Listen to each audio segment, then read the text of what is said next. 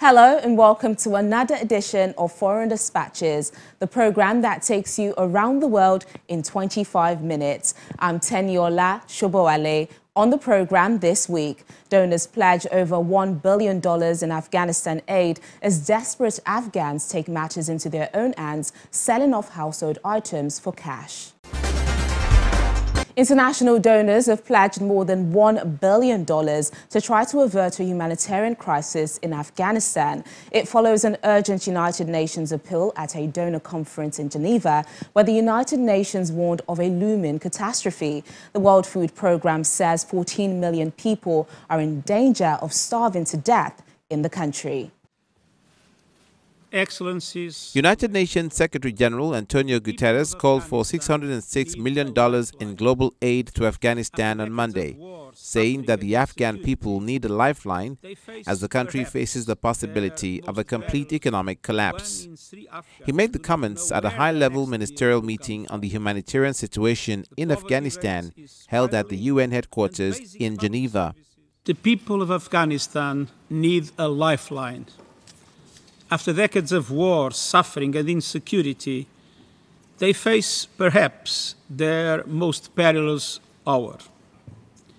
Now is the time for the international community to stand with them. And let us be clear, this conference is not simply about what we will give to the people of Afghanistan. It is about what we owe. We need to ensure that our humanitarian response saves lives, but also saves livelihoods. The people of Afghanistan are facing the collapse of an entire country all at once. Afghanistan faces a development emergency, and we must protect the progress of the two last decades. During his opening remarks, the UN chief also said food supplies could run out by the end of this month. Today, 1 in 3 Afghans do not know where their next meal will come from. The poverty rate is spiraling, and basic public services are close to collapse. Hundreds of thousands of people have been forced to flee their homes, and at the same time, Afghanistan faces a severe drought, the second to hit the country in 4 years.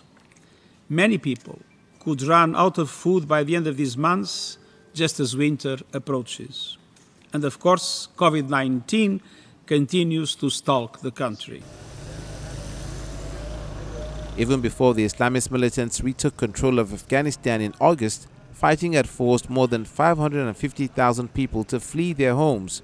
Half the population, or 18 million people, depended on aid that looks set to increase due to drought and shortages. An estimated 3.5 million people are currently internally displaced within the country. Aid organizations use the high-level meeting to highlight how dire the situation in the country is. Nearly 600,000 people, more than half of whom are children, have been displaced due to conflict this year. The number of unaccompanied and separated children is increasing, and we have received informal reports of the recruitment of children by parties to the conflict and are concerned that children may be at heightened risk of experiencing other grave violations of their rights. If you look at it from the perspective of the current crisis, I fear that the collapse of services and of the economy that has already been described as a risk, coupled perhaps with increased violence and tension, could lead to a much greater displacement, internal and external, and this may happen very soon. What you're seeing is back-to-back drought, years of conflict, COVID, economic deterioration, lack of cash. In fact, 40% of the wheat crop this year has been lost. And I could just keep going on and on and on. Neighbors China and Pakistan have already offered help. Beijing last week promised $31 million worth of food and health supplies and vaccines. Pakistan also has called for the unfreezing of Afghan assets held abroad. Excellencies, ensuring sustainable development and promoting respect for human rights require political stability and peace in Afghanistan. And peace cannot be consolidated unless Afghanistan is provided the necessary economic and fiscal space. Past mistakes must not be repeated. The Afghan people must not be abandoned. it is essential to take a long-term view and adopt a pragmatic approach. Sustained engagement with Afghanistan, especially for meeting its humanitarian needs, is indispensable. The United States pledged nearly $64 million in new humanitarian assistance at the conference, while Norway pledged an extra $11.5 million. Martin Griffiths is also here. Altogether, donors pledged more than $1 billion. Today, we already heard clearly more than $1 billion of pledges.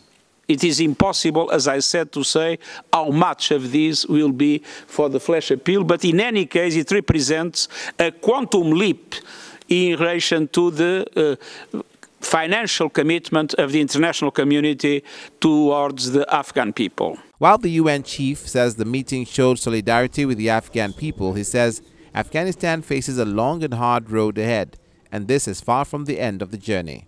In the meantime, as Afghanistan faces an economic crisis after the Taliban's takeover, some cash-strapped residents have resorted to selling their household items. Across Kabul, people have been selling off anything they can to buy food and other basic goods. With Taliban taking control of Afghanistan, all trade and import of raw material inside the country has stopped completely. As a result, the price of basic commodities has increased and there is a lack of jobs available. Some Afghans are now selling their household items for cash. In Kabul, people bring their bedding furniture and cooking appliances to this market. I brought my household items here for sale because there's no job. What should we eat? It's terrible. We sold these household items today, but what will we sell tomorrow? The people here are selling their home appliances. The poor and displaced people are selling their things. Soon, they'll have nothing. Afghanistan has faced a cash crisis since the Taliban took control in Kabul on August 15th. International financial institutions have cut off the country's access to foreign funds. Some people haven't been paid for 2 months and some others haven't been paid for 3 months. My concern comes from the fragile economy of Afghanistan. I hope that the government will be able to help the people, or the United Nations will provide some help, because our economy is in such a bad shape. We want 2 things from the government: security and jobs. Afghanistan's economy was already slowing down before the Taliban took control. According to data from the World Bank, Afghanistan's GDP per capita in 2020 was about $2,000. The country's unemployment rate has been above 11% for the past decade, and more than 47% of the country's population lived below the poverty line in 2020. The United Nations has warned that the freezing overseas of some $10 billion in Afghan assets to keep it out of Taliban hands will cause a severe economic downturn and could push millions more Afghans into poverty and hunger. The UN warns that over 95% of the population could sink below the poverty line by mid-2022. And away from the Afghanistan crisis, the British government has announced a Plan A and a Plan B for getting through the challenging autumn and winter months in the face of a stubborn pandemic driven by the highly contagious Delta variant. The hope is that Plan A will be enough. As part of it, the government will offer free booster shots to 30 million people to protect frontline health workers, those older than 50, and any other medically vulnerable people. COVID booster jabs will begin to be offered across the UK from next week. It follows a recommendation from the government's vaccine advisors, the JCVI, who said about 30 million people should be offered a third dose. Officials said on Tuesday COVID-19 vaccines had saved more than 112,000 lives and averted 24 million infections, as they propose a third shot for frontline health workers and those aged over 50 or clinically vulnerable, starting with people most at risk. We've already seen the vaccines having a major impact on infections, but an even bigger impact on hospitalisations and deaths. So if there's good uptake, I think the booster programme will make a very substantial impact on keeping the lid on things COVID-wise in terms of hospitalisations and deaths and keeping pressure off the NHS this winter.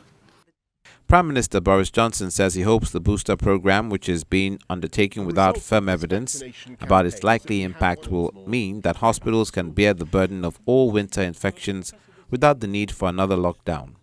The result of this vaccination campaign is that we have one of the most free societies and one of the most open economies in Europe. And that's why we're now sticking with our strategy. In essence, we're going to keep going. We are confident in the vaccines that have made such a difference to our lives. And we're now intensifying that effort, offering jabs to 12 to 15-year-olds on the advice of the chief medical officers who've given that advice based on the health, well-being and educational prospects of the children themselves.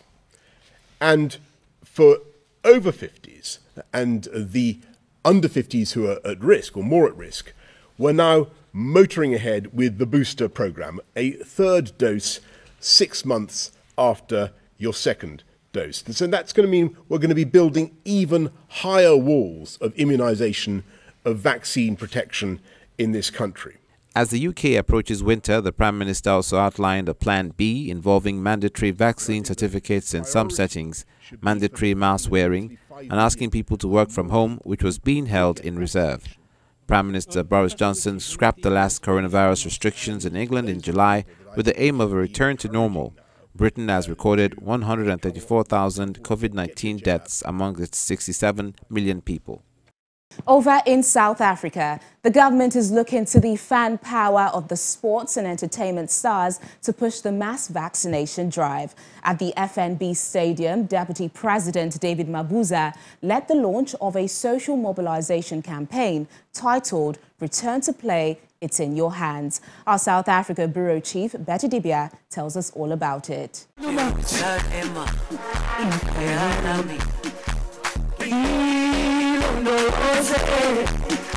Many months ago, sounds and sights like these would have been witnessed by many spectators who would fill up arenas like this that now stand empty. It's so difficult to go out on the pitch and to play in a big stadium like this with no spectators, and it's something we really need to change, and the only way that we can change that is to encourage people to get vaccinated, have your proof of vaccination so we can get the stadiums filled and get behind our sports athletes.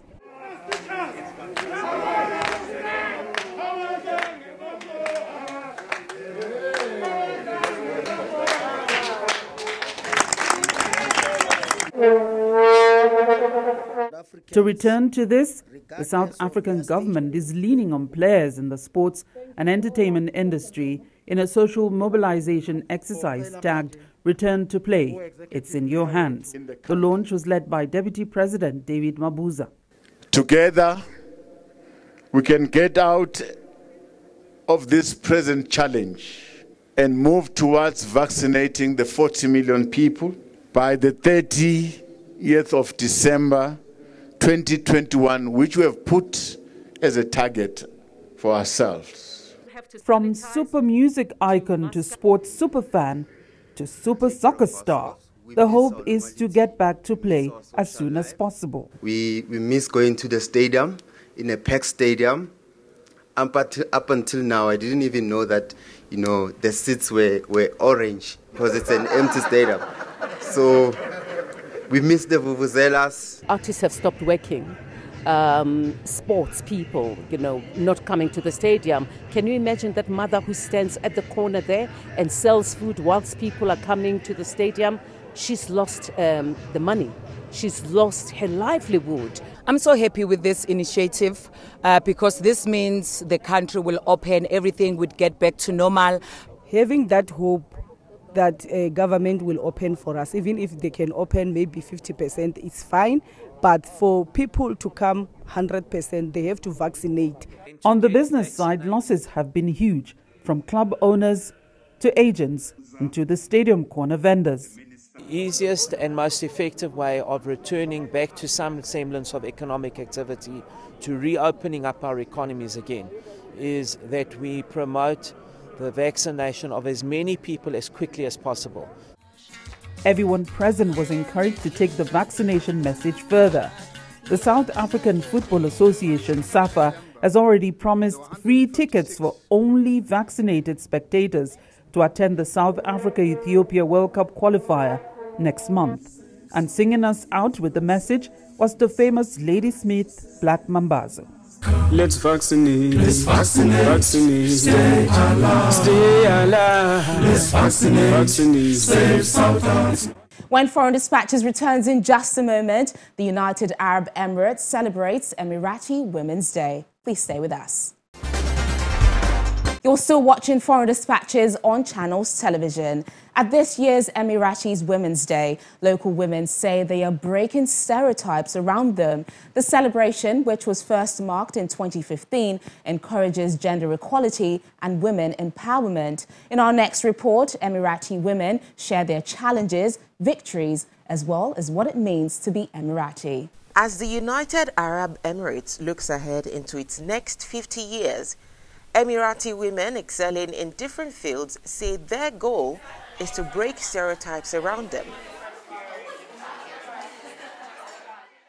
From the beginning of the establishment of the United Arab Emirates, the founder of the United Arab Emirates, Sheikh Zayed, has always encouraged women to go after education and to go after and to seek careers to be one with men. I see Emirati women as strong, independent, ambitious, looking to make a change, youthful in their approach to life. If you can picture it in a, like if you want to view it as a picture, you can look at Dubai, for example. It is a young country, it is a young city, but it has evolved so fast. It has evolved to this amazing spot where people from all around the world admire and dream to reach. And for me, an Emirati woman represents the image of Dubai. Sumaya Al-Meri is one of the first Emiratis on the first cultural delegation to Israel after the Abrahamic Accord. The creator of the first Arabic-Hebrew platform in the Arabian Gulf and first Emirati to study in an Israeli institute in Hebrew. Each and every woman here today contributes to our city and our nation. The Emirati Women's Day is an honor for all of you who work, live and thrive in the Emirates. The celebration brings together women of different nationalities represented in the UAE who align with the day's theme, Women, Ambitions and Inspiration for the Next 50 Years. Every woman has her struggle, regardless of the nationality, regardless of what your government does for you. So far, someone is not literally coming to put food in your mouth. There's so many struggles, and the fact that I could listen to these stories and, you know, I could feel the breakthrough and how they've worked so hard to be like the people that they are today, regardless of the whole Emirati woman thing and, you know, the misconception people have about them, about, oh, you're just shopping, you just get money, you're just this. I mean, these women work so hard, and I'm sure that that's like the same thing for each and every woman out there, regardless of your nationality. Everyone has a story, everyone has a journey, and then I'm really glad to see we as women like making progress in our different fields. Instituted in 2015 by Sheikha Fatima bint Mubarak, the wife of UAE's founder, this annual celebration promotes gender equality and women empowerment. Being a female at the site where we find a competition between the males and the females, but I don't see there is a competition between me as a female and with a male, because God created us with the different abilities and different skills. So the thing that I was looking at myself and how I can become a better person in my career in the oil and gas. So I did not find it a challenge, but the challenge was with myself, where I have to accept that me working at the field work was very in a harsh environment. Aziza Al-Hassani is the first female Emirati engineer to work on an unconventional gas field for ADNOC, and also the first artist at Paris Focus Fair Art and London Saatchi Gallery. Omara Farouk Alolama helps divorced and widowed women get back in the workforce. Her project to help them was inspired by personal challenges. I myself, as a mother of 3, didn't understand the responsibilities that came with women nowadays. And this was almost 12 years ago. And I got divorced and I was a young mom of 3 children under the age of 2, which is something not heard of in this region a lot, especially and in our communities as Emiratis and Arabs in this region. I decided then and there to create something that would help give back to the society. What we did was we provided printers and computers and any stationery that these women required to get them to build financial stability. Once you have financial stability, you can make whatever decision you want in your life because it empowers you. More smile. Whether it's discussing an equal future in a COVID-19 world or discussing ambitions and inspirations for the next 50 years, ultimately each woman will have to decide what role she wants to play in society and what legacy she's leaving for the future generations. From Dubai in the United Arab Emirates, Mayawa Adegoke for Foreign Dispatches. Finally on the program, fancy a concert near London's waterways on a cool evening as summer winds down? Well, you're in luck, as Masayuki Toyama is here to make your dreams come true with a floating piano venue. Take a look. Masayuki Toyama is a concert pianist who has converted a canal boat into a floating performance venue where music lovers can enjoy private recitals on cruises traversing London's waterways.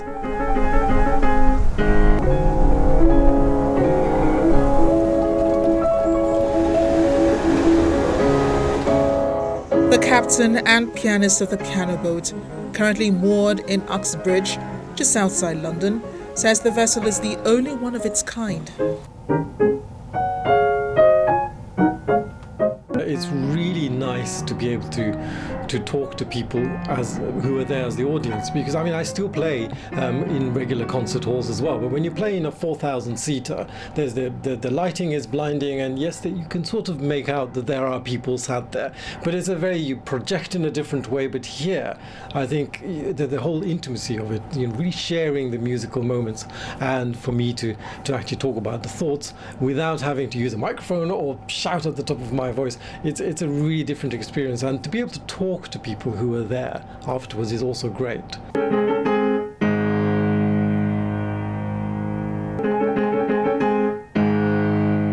Rihanna Henderson, manager of the project, said the idea of a floating concert venue came about when they were living on a narrow boat with a digital piano that was drawing interest from passers-by. It's all been a bit surreal, really, because we only started less than 2 months ago, and already, our cruises are sold out for months, which is amazing. As a new business, just after COVID as well, it's really exciting, and so it's been very nice that the positive response from everyone has been so great. But I guess at the moment we're just sort of taking it as it comes, and just not taking it for granted that it's been a great 6 or 7 weeks or whatever it is. Toyama agrees the recitals on the boat create a unique interaction with the audience. I suppose the balance with actually having the very few people to be able to share the space is great. It is a very different experience for a 4,000 seater or anything in between. It is about projection, and it is about making sure that the musical shape and everything really reaches the back row, the very last row, whilst making sure that the front row aren't inundated, or what's the word? The relaxing music definitely makes a good impression on the audience, and all were opportune to hear.